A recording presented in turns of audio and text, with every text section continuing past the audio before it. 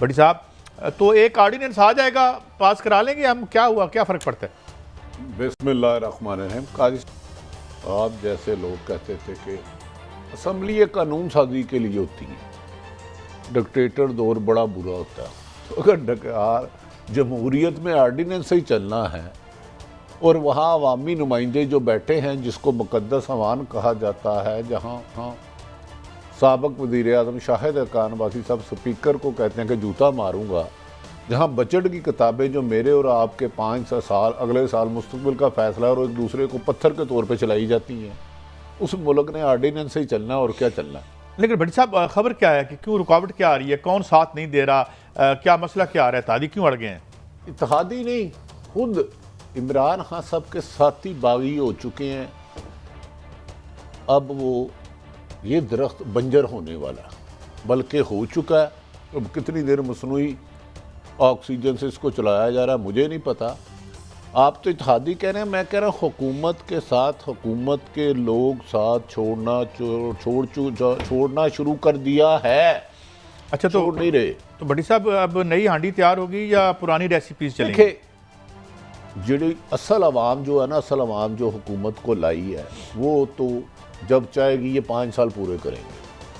अगर अक्टूबर में एक बहुत बड़ा फैसला जो 2022 में आना है तो हो सकता है अगले इमरान खान साहब 5 साल भी वो करें। मैं तो अवामी राय की बात बता रहा हूँ और PTI की जमात की बात कर रहा हूँ कि वो तो इमरान खान साहब से तौबा कर चुके हैं। जिस मुल्क की हालत ये हो कि KPK में इलेक्शन हारने के बाद वज़ीर आज़म इमरान खान, जिन यकीनन एक 22 साल जद्दोजहद है, और वज़ीर आला पंजाब से मशावरत करें बल्दियाती इलेक्शन की, एक अन्ना उतो चाह रखा, तो फिर उसमें क्या हो सकता है, मैं क्या कह सकता हूँ। जी मलिक साहब, तो ये आपके पास कोई खबर है कि ये जो क्या रुकावट बने हुए हैं, क्यों IMF का वो पास नहीं होने देना चाह रहे? कैसे थोड़ी सी इसकी बैकग्राउंड जानना ज़रूरी है। वो कहते हैं जाएँ तो जाएँ कहाँ। अगर आप बिल पास कराते हो तो आपने पाकिस्तान पे 370 अरब के नए टैक्स लगाने हैं। पॉलिटिकली आप अफोर्ड नहीं कर सकते ना। ऑलरेडी एक सोसाइटी में चाहे परसेप्शन कह लें, रियलिटी कह लें, महंगाई इस्टेब्लिश है, लोग परेशान है, यूटिलिटी बिल का प्रेशर है, ऊपर से आप 400 अरब के मजीद टैक्स लगाएंगे तो कौन आपकी तारीफ़ करेगा। अब इत्तेहादियों का मसला भी बड़ा जेन्युइन है। उनका मसला ये है कि 3-3.5 साल का तो सफ़र कर लिया, लास्ट ईयर इलेक्शन का, तो हम सारा 3-4 साल का जो मलबा है महंगाई का वो भी हम पे अट जाएगा।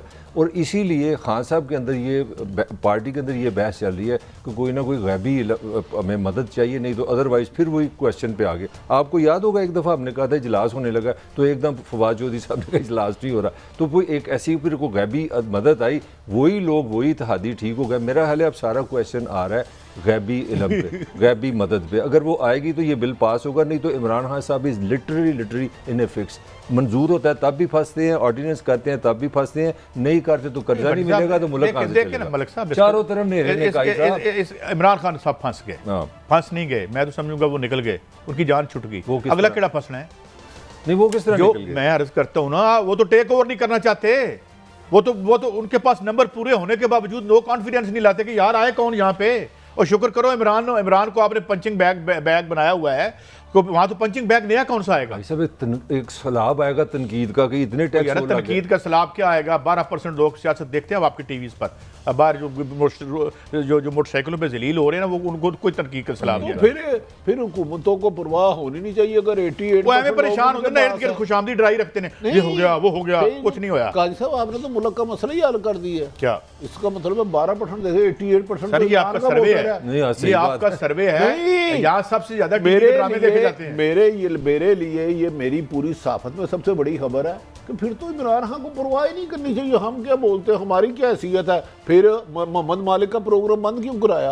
अगर 12% में भाग लो और मोहम्मद मालिक का प्रोग्राम बंद कर दिया, फलां बंदा फलां टीवी में नहीं जा सकता, फलां बंदे को प्रोग्राम नहीं बना सकते, अगर इतनी शफाफियत आपके ज़हन में है तो डर किस चीज़ का? तो फिर किस बात का रोला? उसकी पता वजह क्या है? हम ना कभी अपनी गेटेड कम्युनिटी से बाहर निकलते हैं, ना हम कभी अपने शानदार घरों से निकल के बाहर जाते हैं। हम जो है ना ये आपस और टीवी की और 12-13%, 14% में ना गुड्डी बैडी खेलते रहते हैं। ठीक है ना। बुरा ना मनाएं, चलें छोड़ देते हैं, हम दानश्वरी नहीं करते। आपको कैलकुलेशन कर लें, जो हमारे प्रोग्राम होते हैं वो सोशल मीडिया तो नहीं ना होता। अगर हमारा प्रोग्राम आप देखें कितना यूट्यूब पे देखा जाता है, आप उसकी कैलकुलेशन कर लें, करोड़ से ऊपर तो वो चले जाते हैं। आप कहते हैं मुंह नहीं कैसे करोड़ लगाता के ऊपर चले जाते हैं? यार, आप कैलकुलेट कर लें। अब किसी यहाँ के किसी बंदे की ड्यूटी लगा दें कि पाकिस्तान के जो टॉक शो हैं सियासत, चले सारी बातें 2-2.5 लाख जिसकी आ जाती है वो डॉलर में पैसे कमाता है। बड़ी साहब मेरा ले लें, छोड़े छोड़े सारी बात। आप किसी 10 यहाँ से लोग जो गुजर रहे हैं ना, रेडी वाला, रिक्शे वाला, गरीब आदमी, मेरी तरह के जो आम लोग हैं, उनसे पूछें कि आपको महंगाई असरअंदाज करती है, आपको ये नहीं 12% सिर्फ बहस यार कर- महंगाई नहीं है कर- तो पाकिस्तान में इशू है ही नहीं, कोई नहीं, बटी साहब, आप इस चैनल के हेड हैं, पूछ लें साहब से। यहाँ वार है। अच्छा यहाँ सर्वे करा लें, GNM मैं में कह रहा सर्वे हूं करा लें। मीडियम लोग देखते नहीं नहीं, महंगाई तो हर आदमी को इफेक्ट करती है। चलो शुक्र है, मान लिया। महंगाई इस दफ्तर में जरा सर्वे करवाएं, मिनी बजट की होता है हाजी साहब, यार। बाहर गली में बंदे से पूछे, नहीं। रेडी खड़े करके मिनी बजट यार मैंने 10 के नहीं मलक नहीं उन्हें महंगाई का पता है, उन्हें मिनी बजट तो उनको नहीं नहीं पता। कादी साहब नहीं फिर आप लफ्ज़ों के गोरख धंधे में ना घुमाएं। ये तो हफीज शेख या शौकत नहीं घुमाए। इन सबको मिनी बजट का नहीं पता, लेकिन इनको ये पता है कि पिछले साल, आज हमारे न्यूज़ रूम में वो बरखुरदार है, वो अभी चलाते हैं, 290 यूनिट का 5000 बिल था, इस दफ़ा 11800 बिल। आम आदमी को ये पता है, मैं आटा लेने जाऊंगा तो 3 गुना कीमत पिछले साल से ज़्यादा है, घी लेने जाऊंगा तो 4 गुना ज़्यादा कीमत है, बीमार हो जाऊंगा तो वजीर तो कहता है 3 रुपए की दवाई 7 रुपए की बेचेगी, तो कौन सी क़यामत आ गई है।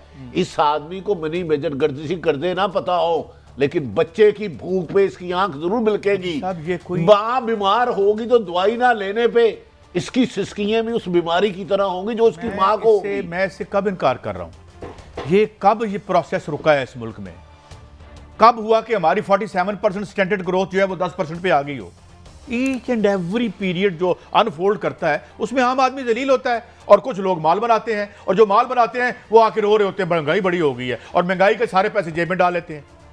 मैं तो सिर्फ ये कह रहा हूं कि इट्स वेरी हिपोक्रिटिकल। काजी साहब नहीं, वो आप बात कर रहे हैं पढ़ी लिखी, मुझे रियलिटी बताएं ना। KPK के इलेक्शन आप देख ही रहे हैं जो बल्दियाती हो रहे हैं। आज मैं पढ़ा था जो सदर अपना PTI बलोचिस्तान है, वो कहते हैं कि मैं 7 साल के बाद हम शर्मिंदा कि हम PTI को जमात नहीं बना सके। और उनका इससे बड़ा इंटरेस्टिंग कमेंट ये था कि बलूचिस्तान में PTI का इलेक्शन से बल्दिया से ताल्लुक ही कोई नहीं है। तो आप पॉलिटिकली किस तरह इंडिफरेंट हो सकते हैं? खान साहब किस तरह ये चीज़ों को महंगाई अब मैं कल की कैबिनेट में आपको बता दूं, अपना उमर अयूब साहब भी इस ऑन रिकॉर्ड मौजूद है, उन्होंने भी कहा कि मेरे हारने की वजह सारी महंगाई है। ये मान लें, ये एक फैक्ट है। मैंने ये कल भी बात की थी, मैं दोबारा दोहराना नहीं चाहता। इनकी वजह महंगाई है ना, तो 2018 में महंगाई की वजह से मुस्लिम लीग नून हार गई, थोड़ी हुई है, वो भी हार गई थी, लोग तंग, ये भी हार जाएंगे। फिर की मतलब की मसला है? नहीं, मसला ये है कि किसी ने नहीं, वो तो गलत हुआ था, वो तो हमसे ले लिया था, वो तो फैज बरकत हो गई थी, वो तो ये हो गया था। बात ये नहीं है, बात ये है कि मीठा मीठा हप अपना करें, और महंगाई होगी, मजीद होगी। इमरान खान साहब के बाद जो आएगा इस निज़ाम में वो मजीद महंगाई करेगा, वरना वही काम करना पड़ेगा जो उर्दवान कर रहे हैं। जी, इमरान खान, नवाज शरीफ, सरदारी, जब जुनेजो, हम किसी एक को नाम को डिस नहीं करते, हमने तो इधर किसी को NOC तो नहीं देना। ठीक है, आपकी जिंदगी माशाल्लाह इतनी हो गई है, इतनी तेजी से महंगाई और करप्शन दोनों को बढ़ते आपने कभी देखा है? देखिए, ईमानदारी से बात करना है आपने। मैं इधर हम ना किसी जमात के तर्जमान है ना किसको डिफेंड करना है, इतनी तेजी से महंगाई और करप्शन को बढ़ते देखा। अच्छा, ये तो नवाज इमरान की हम बात करें, मैं कहते पीछे भी चले, मुझे अपने वालिद भी याद है, अल्लाह ताला उनको जन्नत नसीब करे, वो दुनिया से चले गए। मुझे याद है जब मैं छोटा था तो महंगाई मैंने सुनी है, पहले तो सच्ची बात मैं करूं, मगर मैं बिल्कुल अपनी मैं बात करने लगा, अपनी ज़िंदगी की आपको स्टेटमेंट देने लगा। महंगाई मैंने हमेशा देखी है, जिस निस्बत से अब महंगाई हुई है ना, इतनी स्पीड से मैंने कभी मेरा तो बस यही गुजारिश है। महंगाई साहब से मैं कब कह रहा हूँ 13 में बहुत अच्छा था। बटी साहब, मैं छोटा सा आपसे सवाल कर दूं, आप ईमानदारी से बताएं, मुझे आज तक समझ नहीं आ रही 3 साल से कि यार कब मैंने खबर सुनी थी बिजली महंगी होगी। हर रोज लगता है खबर आ रही है, बस मैं थक गया हूँ, मुझे आज तक ये समझ ही नहीं आ रही कि अब बिजली। मेरा ख्याल है थोड़ी याददाश्त साहब, नहीं याद, जिस दिन परवेज मुशर्रफ गया था लोगों ने पैसे बांटे थे, मिठाइयां बांटी थी। नवाज शरीफ गया था, लोगों ने कहा खुदा का शुक्र है। जिस दिन जरदारी साहब गए थे लोग पिट रहे सन। आपकी यादाश्त बड़ी खराब है। और मैं आपको बताऊं, ये तुर्की में 2nd वर्ल्ड वॉर के बाद क्या हुआ था, $1 मिलियन की सिगरेट की डब्बी आती थी। कैपिटलिज्म में बहुत दफा ये हुआ है। लेकिन बात यह है कि जब हम इसको इस्तेमाल करते हैं एक पॉलिटिकल प्रोपेगेंडे के तौर पर, ये है, ये रहेगी और आइंदा भी रहेगी। चले इस तरह ही रहने दे सब। नहीं, फिर क्या ऐसे होगा, फिर क्रिटिसिज्म क्या है? मियां साहब ले आओ, वो तो आप अपनी मैं तो यही गल करता पिया ना कि इस निजाम में कोई ठीक नहीं कर सकता। नोबॉडी जो आएगा और दलील होगा और दलील करेगा। अच्छा, इस निज़ाम में कोई ठीक नहीं कर सकता। इस निज़ाम में कोई कहता है कि अगर IMF के पास आपका वज़ीर जाएगा तो मैं खुदकशी कर लूँगा, बिजली पेट्रोल और गैस की कीमत महंगी हो, समझो आपका वज़ीर आज़म चोर है, तो साफ़ी को क्या करना चाहिए? उसको साफी को उसको एक्सपोज करके कहना चाहिए कि ये तुमने क्या कहा था, तुमने गलत कहा था, तुमने झूठ बोला था इस मुल्क के गुफ्तगू करने की कोशिश यार मैं भी यही कह रहा हूं ना, ये कौन इसको करता है। लेकिन बात यह कि don't use it apply as a political purpose.